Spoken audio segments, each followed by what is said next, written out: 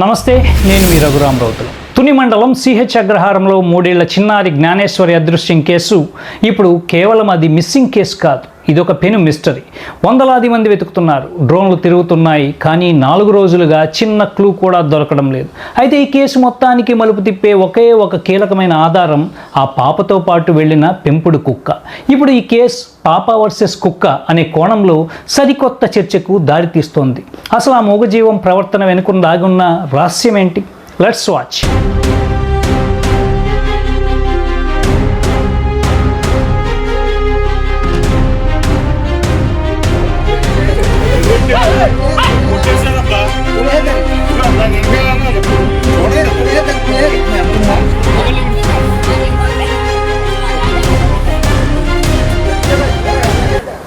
సాధారణంగా పెంపుడు కుక్కల సైకాలజీ ఏంటి?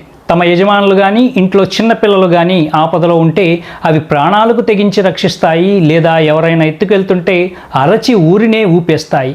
ఒకవేళ దారి తప్పిపోతే యజమానిని వెతుక్కుంటూ ఇంటికైనా వచ్చేస్తాయి, లేదా యజమానిని ఇంటికి తీసుకొస్తాయి. కానీ ఈ కేసులో జరిగిందేంటి? పాపతో పాటు వెళ్ళిన కుక్క మొదట తోటల్లో కనిపించింది, కానీ గ్రామస్తులను కానీ కన్నవారిని కానీ చూడగానే అది దగ్గరకు రాకపోగా భయంతో మళ్ళీ కొండల్లోకి దట్టమైన తోటల్లోకి పారిపోయింది. ఎవరిని తన దరి చేరనీయడం లేదు.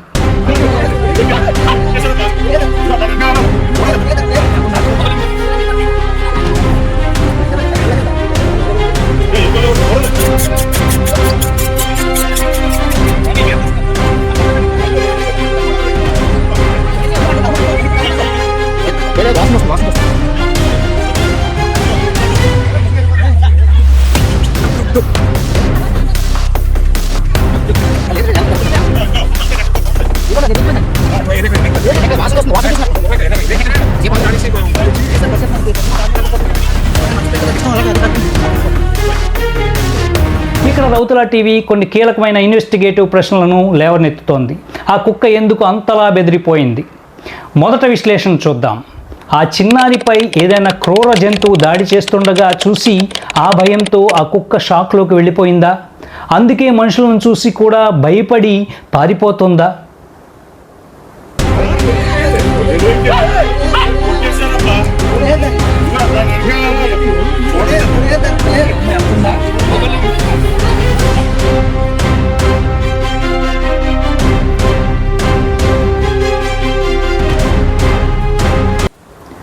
ఇక రెండో విశ్లేషణకు వస్తే, ఎవరైనా అపరిచిత వ్యక్తులు పాపను బలవంతంగా లాక్కి వెళ్తున్నప్పుడు వారిని అడ్డుకోలేక ఆ నిందితులు చేసిన దాడికి భయపడి అది కొండల్లోకి పారిపోయిందా?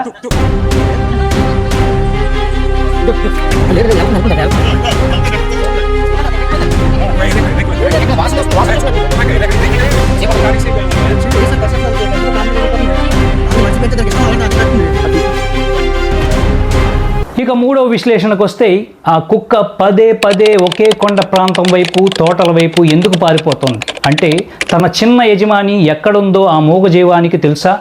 తను ఉన్న చోటికే అది వెళ్తుందా? కానీ మనుషులు తరిమేసేసరికి భయపడి దారి తప్పుతోందా?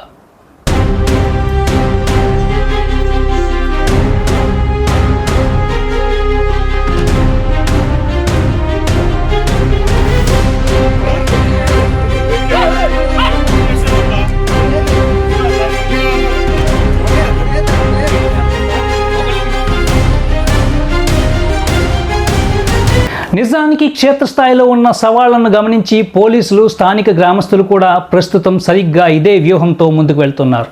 ఆ కుక్కను బెదరకొట్టకుండా అది వెళ్తున్న రూట్ని, దాన్ని అడుగుజాడలను అత్యంత నిశితంగా ట్రాక్ చేసే పనిలో పడ్డారు. ఎందుకంటే ఆ మూగజీవం అడుగులు పడుతున్న వైపే చిన్నారి ఆచూకీ లభ్యమయ్యే బలమైన అవకాశం ఉంది.